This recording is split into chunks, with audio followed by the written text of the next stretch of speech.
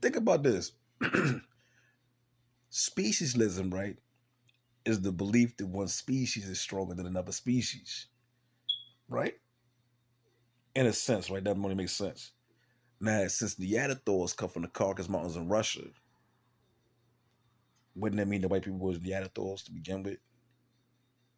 So that way, they invented a term of racism when they conquered so much land. They end up in Germany because the Germans, so-called Germans and so forth, or Ashkenazis, decided that separate people by race.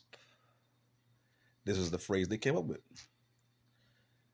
Now, that being said, to have every nationality on this planet battling for superiority, they sit back in the background and just watch everybody do what they do so they could just clean up the pieces of everybody and just rule over top of everybody.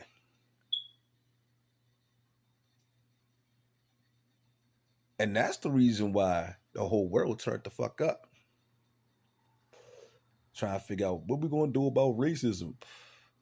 Nothing.